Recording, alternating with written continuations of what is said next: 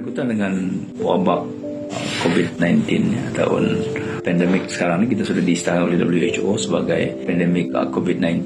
Artinya pandemik ini telah merebak ke seluruh dunia.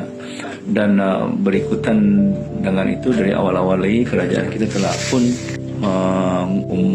memutuskan untuk mengadakan IKP, Perintah Kawalan Pergerakan, yang telah pun dikuatkuasakan fasa pertama ataupun yang mula-mula dulu ialah pada 18 hari bulan Mac sehingga 31 hari bulan Mac.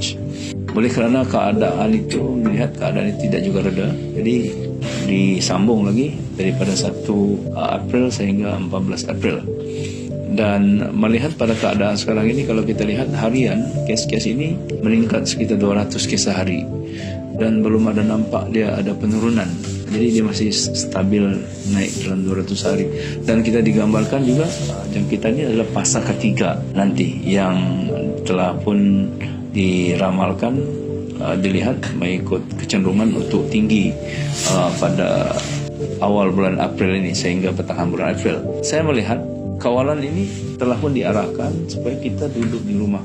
Dan masalahnya ialah kepahaman orang ramai itu tidak begitu baik, sehingga ada orang menganggap bahawa ya masih lagi kita boleh berjalan-jalan dan kesana kemari, dan pengawalan pun kita pun agak longgar sedikit, masih orang berjalan-jalan.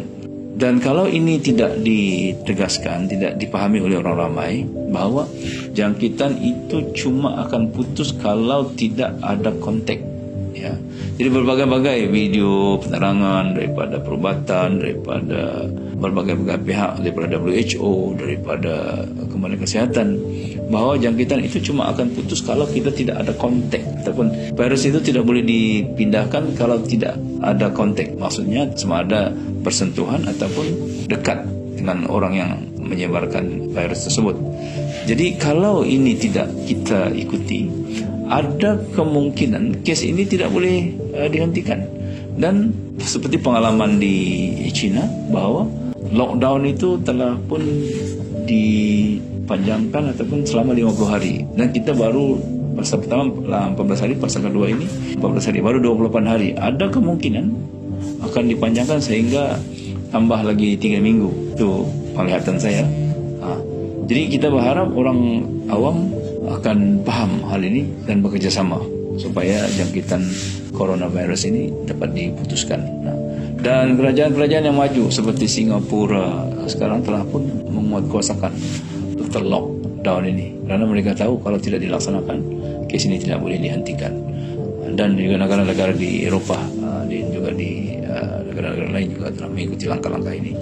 Okey, apa yang akan berlaku ialah bila ini dipanjangkan, tentu segala aktiviti kita akan terjejas, pergerakan kita terkawal, terutama sekali yang mencari rezeki, yang misalnya orang yang berniaga, penjajah-penjajah di tamu, di pasar malam dan yang lain-lain lah. Jadi Malaysia itu akan terjejas pendapatan. Jadi bagaimana kita mau menyelesaikan masalah rakyat ini? Ini yang berikutnya nanti yang menjadi masalah kepada kita kalau kita semua tidak ikut peraturan-peraturan ini.